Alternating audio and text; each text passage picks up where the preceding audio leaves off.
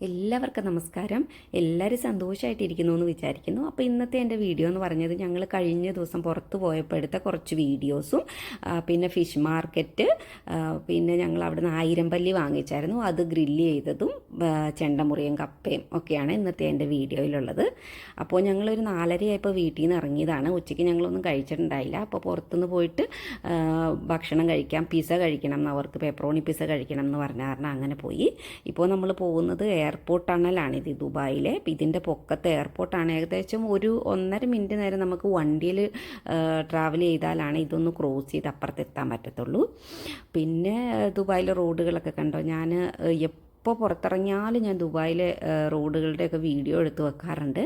കാരണം ഇത് കാണാൻ ഭയങ്കര രസം, എത്ര കണ്ടാലും മതി വരത്തില്ല. അപ്പോൾ ഞാൻ വീഡിയോ എടുത്തുകൊണ്ടിരുന്നപ്പോൾ തന്നെ ജയമോൻ എന്നോട്, ഞാൻ വീഡിയോ എടുത്തപ്പോൾ ഇങ്ങനെ പറഞ്ഞുകൊണ്ടാണ്, ഇതാണ് ദുബായിലെ റോഡുകൾ, അപ്പോൾ ഇന്ന് ഞാൻ ആദ്യമായിട്ട് വീഡിയോ എടുക്കുകയാണെന്ന് പറഞ്ഞപ്പോൾ എന്നോട് പറഞ്ഞു, നീ എപ്പോഴും വീഡിയോ എടുക്കാറുണ്ടല്ലോ, പിന്നെ ഇത് ആദ്യത്തെ വീഡിയോ അല്ലല്ലോ എന്ന്.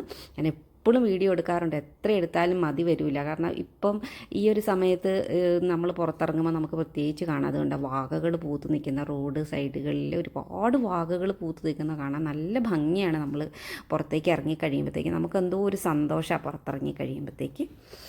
അങ്ങനെ ഞങ്ങൾ ചീസ് ഫാക്ടറി പോയി. അവിടെ പോയിട്ട് ഇതൊരു മിക്സ്ഡ് പിസയാണ്, അവർക്ക് പെപ്പറോണിയാണ് വേണ്ടത്. അപ്പോൾ പിന്നെ അവർക്കും കഴിക്കാം ഞങ്ങൾക്കും കഴിക്കാമല്ലോ എന്ന് വിചാരിച്ച് മീറ്റും അങ്ങനെയൊക്കെയുണ്ട് ഉള്ളപ്പോൾ ഒരു പിസയും വാങ്ങിച്ചു. പിന്നെ കിഡ്സ് മീൽ വാങ്ങിച്ചു അവർക്ക് വേണ്ടിയിട്ട്. അവർക്കതൊരു ചെറിയ ബർഗറൊക്കെ ആയിരുന്നു. അപ്പോൾ പൊന്നെല്ലാം പറിച്ച് എല്ലാം മാറ്റി വെച്ചിട്ട് എല്ലാം സെപ്പറേറ്റ് ആണ് കഴിക്കുന്നത്.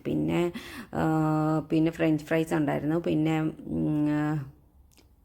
എന്തൊക്കെയോ അവർക്ക് കഴിക്കാനൊക്കെ ജ്യൂസും അങ്ങനെയൊക്കെ വാങ്ങിച്ചു. പിന്നെ ഞങ്ങളിത് മാർക്കറ്റിലെത്തി. ഇത് മീറ്റിൻ്റെ സെക്ഷനാണ്. ഇവിടെ നമ്മൾ പറയണ പീസ് അവർ നമുക്ക് തരും. അങ്ങനെയാണ്, ഭയങ്കര വലിയ സ്പേസാണ് ഇതിനകത്തേക്ക്. ഒരുപാട് മീറ്റ്, എല്ലാ ടൈപ്പ് മീറ്റ് നമുക്കിവിടെ കിട്ടും. ഫ്രഷ് മീറ്റ്, നല്ല ടേസ്റ്റുമാണ് ഇവിടുന്ന് മീറ്റ് വാങ്ങിച്ചാൽ. പിന്നെ ഈ ഒരു സെക്ഷൻ ഇത് ഫിഷിൻ്റെയാണ് കാണുന്നത്. നമുക്ക് വലിയൊരു സ്ഥലത്താണ് ഇത് നിറഞ്ഞ് നിൽക്കുന്നത്. അതിൻ്റെ ഒരു സൈഡിൽ ഡ്രൈഡ് ഫിഷൊക്കെ ഉണ്ട്. നമുക്ക് എല്ലാ ടൈപ്പ് ഡ്രൈഡ് ഫിഷും നമുക്ക് അവിടെ കിട്ടും. അത് ഇവിടെ തന്നെ കണ്ടോ, ഞണ്ടിനെയൊക്കെ കെട്ടി വെച്ചേക്കുന്ന കണ്ടോ.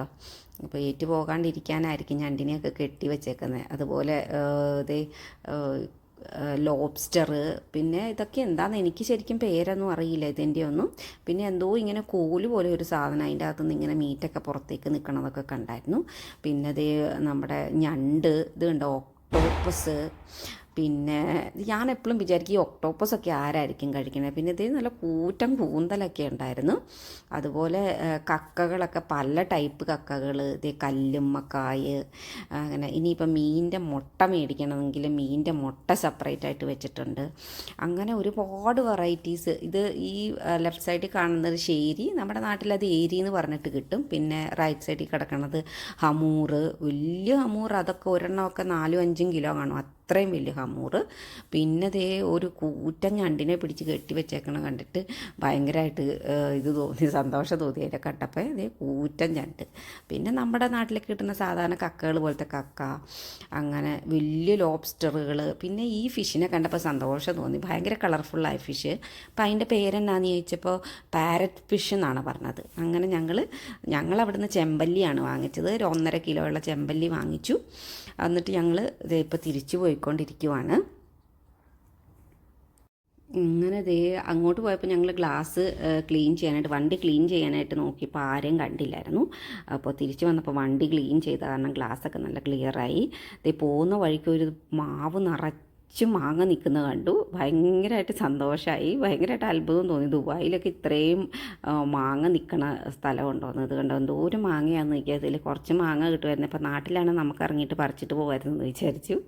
പിന്നെ അങ്ങനെ ഞങ്ങളുടെ വീട്ടിലെത്തി. ഇപ്പോൾ ജയമോൻ പറഞ്ഞു, നമുക്കെന്നാൽ ചായയും കൂടെ കുടിച്ചിട്ട് ഇനി അകത്തേക്ക് കയറാമെന്ന് പറഞ്ഞിട്ട് ഞങ്ങൾ ചായ കുടിക്കാനായിട്ട് നടന്ന്. ജയമോൻ മീൻ കൊണ്ട് ഫ്രിഡ്ജിൽ വെച്ചിട്ട് വരാമെന്ന് പറഞ്ഞിട്ട് മീൻ ഫ്രിഡ്ജിൽ വെക്കാൻ വേണ്ടി പോയി.